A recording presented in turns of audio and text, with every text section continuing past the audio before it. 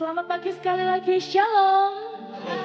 Ya puji Tuhan, kalau saat ini kita boleh berkumpul kembali di tempat ini, kita percaya bahwa di saat kita memuji dan menyembah Tuhan, di situ ada sukacita, di situ ada mujizat, di situ ada kuasa mengalir. Yang percaya berikan tepuk tangan yang meriah buat Tuhan Yesus. Haleluya. Ya mari kita siapkan hati kita untuk menyembah Tuhan. Sungguh hanya Engkau Allah yang baik bagi kami. Tiada nama lain selain nama-Mu Tuhan. Dengan senap hati kami percaya bahwa hanya Engkau yang terindah dan yang termanis dalam hidup kami. Kami siap menyembah-Mu Tuhan. Urapi kami, biarlah Roh-Mu mengalir di dalam kami. Terima kasih Tuhan, terima kasih. Haleluya.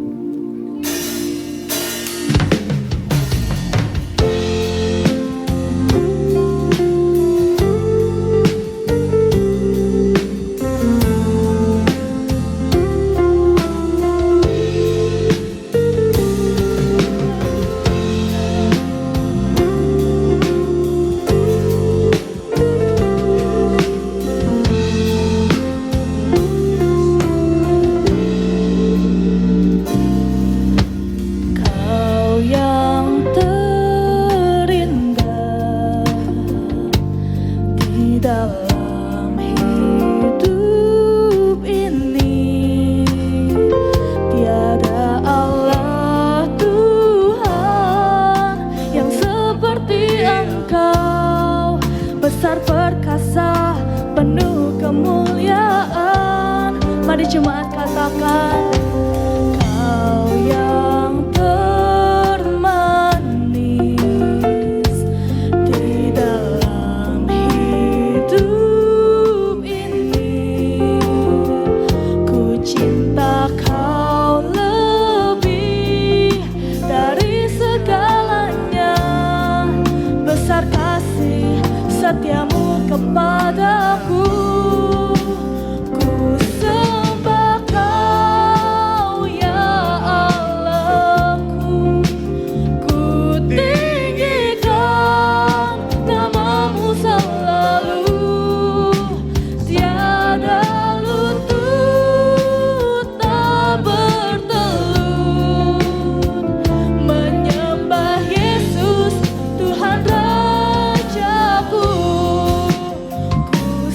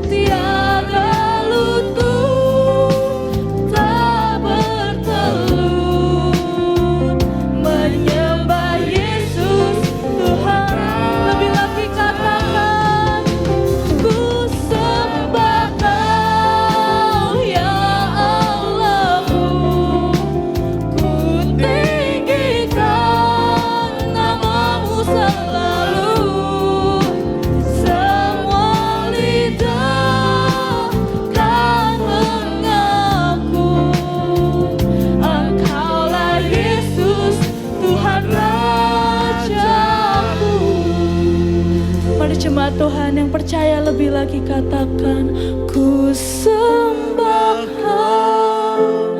ya Allahku.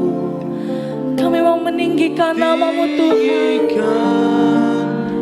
sebab Kau yang berikan kami hidup. Kami ada semua karena kemurahan-Mu ya Bapa.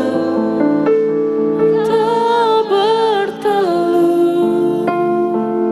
menyembah Yesus Tuhan Raja. Ku sembah Kau ya Allahku. Kami mau meninggikan namamu ya Bapa. Biarlah semua lidah mengaku bahwa hanya Engkau Allah di dalam hidup kami. Kan mengaku Engkaulah Yesus Tuhan Rajaku. Mari gereja Tuhan, angkat tanganmu, sembah Dia.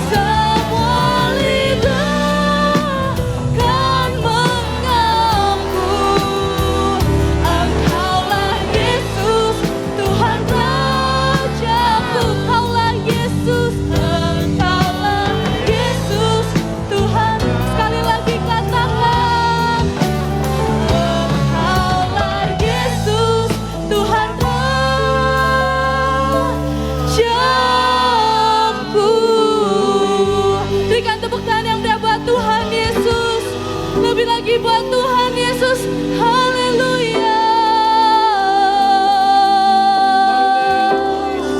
Mari bawa hatimu, kita sembah Tuhan, tinggikan namanya. Oh, Kau yang terindah, Kau yang termanis Tuhan.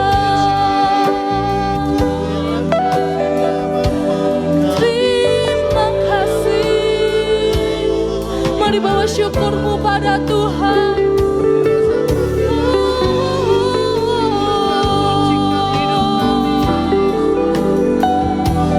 Kami percaya ada mujizat.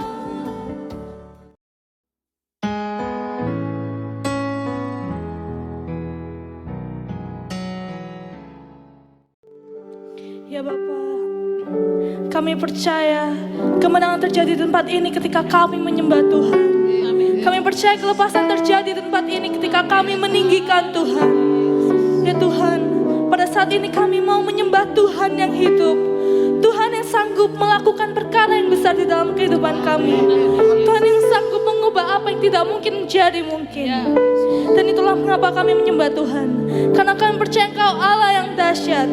Yang percaya berikan tepuk tangan sekali lagi yang buat Tuhan Yesus, haleluya. Ku yakin Kau hadir di sini, ku rasakan kuasa yang tak terbatas. Ku yakin Kau nyata di sini, kemenangan terjadi. Cuma Tuhan yang percaya.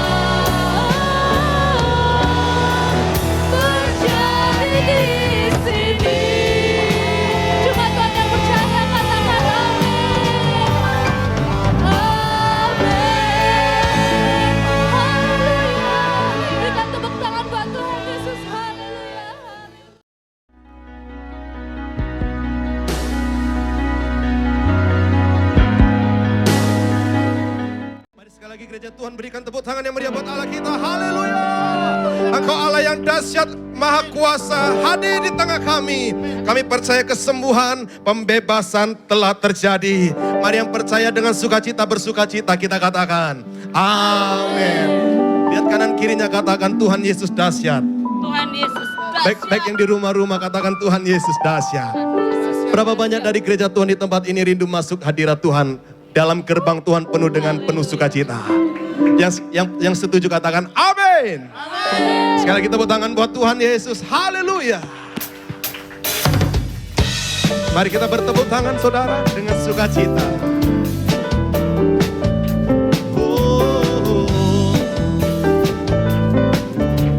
Tuhan terima kasih untuk kebaikan. Mari masuk gerbangnya dengan hati bersyukur. Katakan halamannya. Pujian. Mari kita penuhi baitnya dengan nyanyian syukur. Hadiratnya penuh sukacita. Mari jemaat Tuhan satu kali lagi katakan mari masuk. Mari masuk gerbangnya. Yes, halamannya dengan pujian. Mari segenap hati kita katakan baitnya. Bernyanyilah hadiratnya. Mari yang percaya kebaikan Tuhan terjadi katakan sebab Tuhan Dia baik dan anugerahnya kekal selama-lamanya. Amin. Oh, sebab Tuhan. Mari angkat jempol saudara yang terbaik buat Tuhan. Amin, amin. Lamanya, amin. Jemaat yang dikasihi oleh Tuhan, kita percaya saat kita bersukacita, kesembuhan sudah terjadi. Ada pintu berkat yang baru dibuka dalam saudara. Mari sekali lagi katakan, mari masuk gerbangnya dengan hati bersyukur. Halamannya dengan pujian. Penuhi baitnya dengan nyanyian syukur. Hadiratnya. Mari yang bersukacita lambaikan tangan kita ke atas dan katakan sebab Tuhan Dia baik dan anugerahnya kekal selama-lamanya. Amin. Oh, sebab Tuhan kami nyatakan Kau baik Bapa. Kami deklarasikan akan kasih setia. Mari sekali lagi sebab Tuhan Dia baik. Sebab Tuhan Dia baik. Oh, haleluya. Selama-lamanya. Sebab Tuhan Dia baik dan anugerahnya kekal selama-lamanya. Mari kita angkat tangan kita lebih lagi katakan sebab Tuhan Dia baik. Mari angkat kedua jempol yang terbaik buat Tuhan Yesus.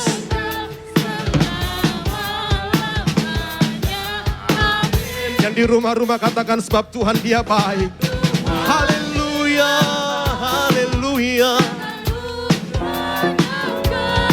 Selama-lamanya. Amin. Satu kali lagi lebih baik katakan sebab Tuhan Dia baik dan anugerahnya kekal selama-lamanya. Amin. Oh. Haleluya. Kami percaya kekal anugerah-Mu selama-lamanya. Selama-lamanya, selama-lamanya,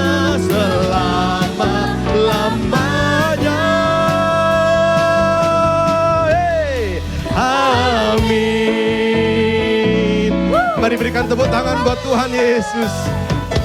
Selamanya, amin.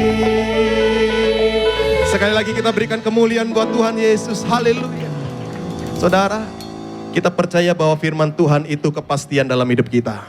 Berapa banyak di tempat ini rindu Tuhan berfirman? Boleh lambaikan tangan saudara. Dan saat Tuhan berfirman, maka kuasanya sedang terjadi dan sudah digenapi. Amin. Mari silakan duduk saudara. Kita akan persiapkan setiap hati ini untuk kita masuk dalam kebenaran firman Tuhan. Bapa, kami merasakan bahwa di hadirat-Mu ada kesegaran dalam hidup kami. Tuhan Yesus, saat ini Tuhan, mari datang berkaryalah dalam setiap kami. Lebih dan lebih lagi. Kami gereja Tuhan di tempat ini. Kami menyatakan iman kami bahwa firman-Mu adalah kepastian buat setiap kami. Nama Tuhan adalah nama yang kuat bagi hidup kami. Nama-Mu adalah sebuah kepastian jaminan yang kekal buat hidup kami. Maka saat ini Bapa, detik ini juga kami rindu membawa setiap hidup kami, segenap tubuh, jiwa, roh kami menyenangkan hati-Mu. Firman-Mu ya dan amin, janji-Mu menopangku, berjalan bersamamu di setiap musim hidupku. Sama-sama kita katakan, firman-Mu ya dan amin. Haleluya. Janji-Mu menopangku, berjalan bersamamu di setiap musim hidupku. Mari serukan Yesus. Yesus, aku cinta padamu. Ini hati kami Tuhan Yesus mencintai. Tetaplah bersamaku. Oh, tiada yang dapat menggantikanmu. Engkaulah jaminan hidupku.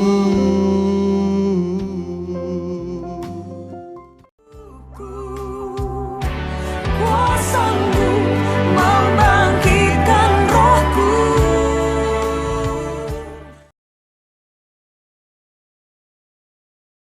Saya beri tema, Yesus memberikan jaminan yang pasti.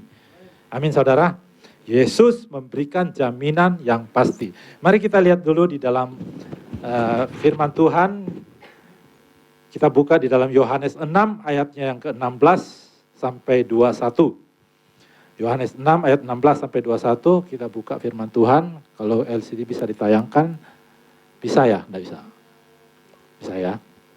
Ya, saya minta tolong LCD bisa dibuka. Belum bisa ya? Ya, sudah bisa. Ya, Ulangan 6 ayat 16 sampai 21. Mari kita baca bersama-sama. Saya minta saudara untuk bangkit berdiri ya, biar semua bisa membacanya. Kita baca bersama-sama. Mari saudara, supaya saudara berkata-kata dan saudara mendengar firman Tuhan ini boleh masuk di dalam hati setiap kita. Amin saudara. Ya, Yohanes 6 ayat 16 sampai 21. Mati ya. Macet. Ya, sudah bisa. Ya, 2, 3. Dan ketika hari sudah mulai malam, murid-murid Yesus pergi ke danau, lalu naik ke perahu dan menyeberang ke Kapernaum. Dan ketika hari sudah mulai gelap, Yesus belum juga datang mendapatkan mereka. Sedang laut bergelora karena angin kencang. Sesudah mereka mendayung kira-kira 2-3 mil jauhnya, Mereka melihat Yesus berjalan di atas air mendekati mereka.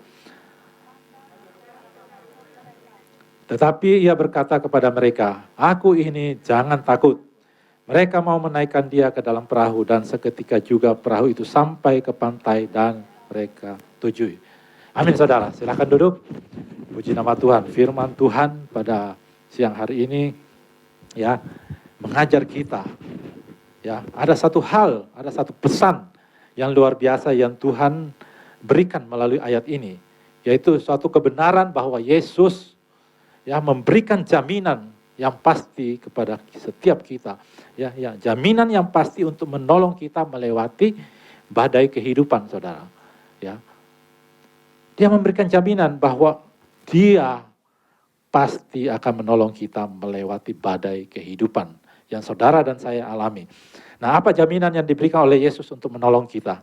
Mari kita belajar, ya, untuk melewati badai kehidupan dalam kehidupan kita, ya, pada saat ini. Bukan hanya masa lalu, tetapi masa sekarang pun Yesus tetap bekerja. Di sini saya pelajari ada tiga hal, yaitu 3 jaminan yang Tuhan Yesus berikan kepada kita. Yang pertama, ya, cepat saja karena memang ini waktunya terbatas sekali ya. Yang pertama adalah Yesus memberikan jaminan bahwa Yesus tahu segala sesuatu yang akan terjadi. Ya, kita harus punya prinsip ya. Itu jaminan bahwa Yesus tahu segala sesuatu yang akan terjadi dalam kehidupan saudara dan saya. Semua itu dalam kendali Tuhan. Ya. Dalam kendali Tuhan. Jadi apapun yang terjadi dalam kehidupan saudara dan saya, ya, baik itu di dalam menghadapi badai kehidupan seperti saat sekarang ini, badainya luar biasa saudara. Ya.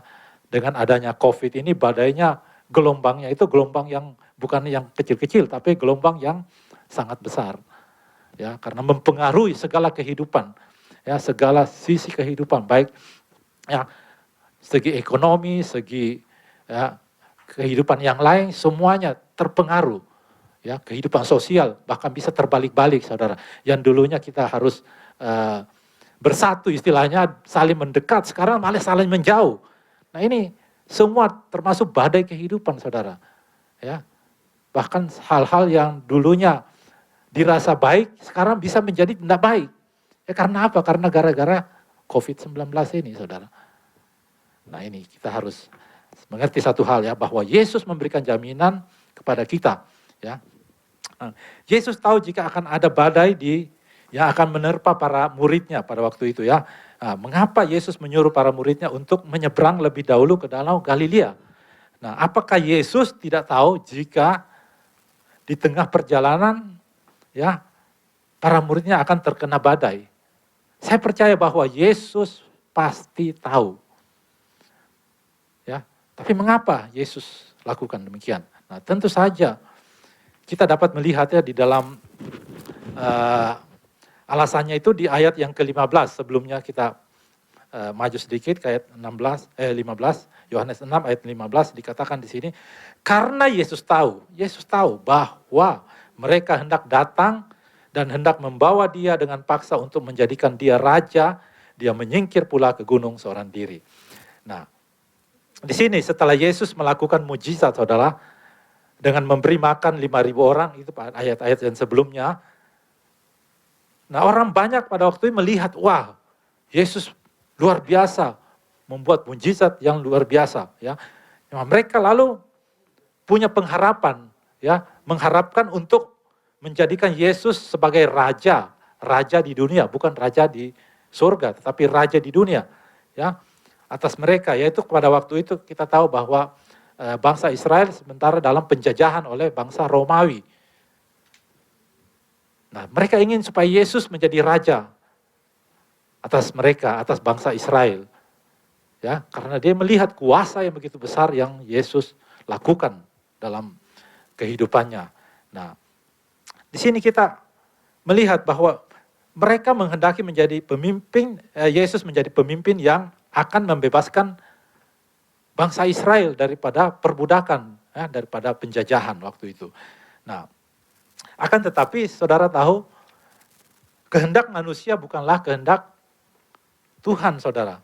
Ya, Tuhan Yesus memiliki tujuan yang lebih besar daripada apa yang manusia pikirkan, apa yang manusia kehendaki. Apa yang baik bagi manusia belum tentu baik bagi Tuhan. Nah, kehendak Tuhan tidak selalu baik menurut pandangan kita, saudara. Nah, seperti kejadian, ya, banyak hal-hal yang dalam kehidupan kita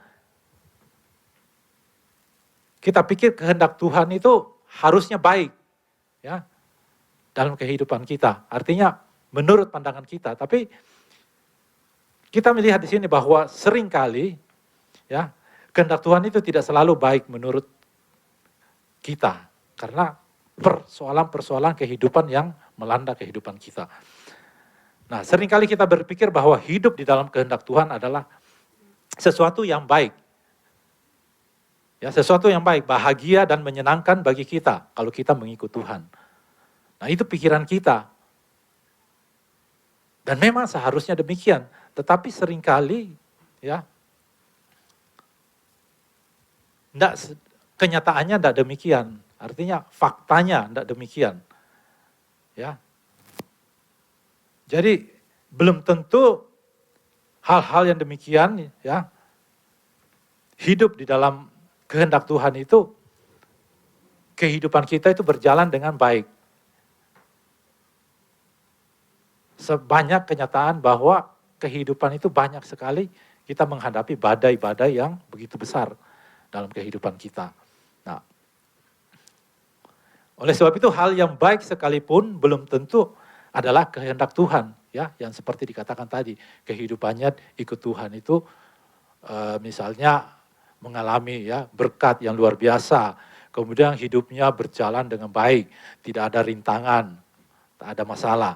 Nah, kalau demikian terjadi, maka hal demikian pula itu belum tentu kehendak Tuhan. Bisa saja itu adalah satu, ya, ujian bagi kita, dan kita bisa karena begitu sudah mendapatkan hal-hal yang baik, menyenangkan, ya, ikut Tuhan pasti diberkati, kemudian hidup kita jadi baik, tidak ada masalah. Lalu seringkali kalau hal demikian terjadi, maka kita itu menjadi lupa. Tahukah manusia itu seringkali lupa. Lupa segala yang Tuhan sudah berikan dalam hidupnya. Berkat-berkat yang sudah diberikan itu menjadi lupa bahwa itu berkat dari Tuhan, harus kembali kepada Tuhan. Kita bisa lihat berapa banyak contoh, saudara. Bahkan orang-orang yang punya iman yang besar, hamba-hamba Tuhan yang besar. Saya tidak perlu menyebutkan satu persatu, tetapi banyak contoh. Dan itu sudah fakta terbukti bahwa hamba-hamba Tuhan besar pun terjatuh dalam keadaan hidupnya diberkati luar biasa. Inilah yang harus kita memperhatikan, bahwa belum tentu apa yang kita pikirkan bahwa hidup di dalam Tuhan itu, hidup harus baik selalu. Belum tentu. Tapi mungkin ada maksud-maksud Tuhan yang lain, seperti di dalam, ya, kehidupan kita, di dalam menghadapi badai. Dalam menghadapi badai, Tuhan mau supaya kita punya iman yang teguh. Jadi sebenarnya Tuhan itu mengerti, Tuhan tahu bahwa badai itu pasti akan terjadi dalam kehidupan saudara dan saya. Tapi dia juga berjanji bahwa dia akan menyertai saudara dan saya. Tidak akan meninggalkan saudara dan saya. Dan tidak akan membuat saudara dan saya tergeletak. Nah, salah satu contohnya, ya, kita bisa melihat bagaimana Yusuf. Ya, Yusuf ketika ia berjalan mengikuti kehendak Tuhan, kehidupannya tidak berjalan dengan baik.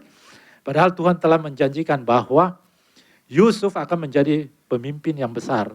Itu janji Tuhan, saudara. Yusuf sudah mendapatkan mimpi waktu itu, dia akan menjadi pemimpin besar. Bahkan dia sudah diberikan dalam satu penglihatan bahwa saudara-saudaranya akan datang menyembah kepada dia. Tetapi kenyataannya apa, saudara? Dia malah dibuang, saudara. Dibuang, masuk penjara. Bahkan difitnah, saudara. Nah, ini kita bisa melihat bagaimana. Nah, itulah cobaan yang Tuhan izinkan terjadi dalam kehidupan Yusuf. Tapi bukan berarti rencana Tuhan itu nggak baik. Baik saudara. Hanya kita yang belum bisa melihat bagaimana rencana Tuhan dalam kehidupan kita. Mungkin saat ini saudara mengalami pergumulan dalam hidup saudara, mungkin ekonomi saudara, ya terjatuh, kehidupan saudara morat-marit.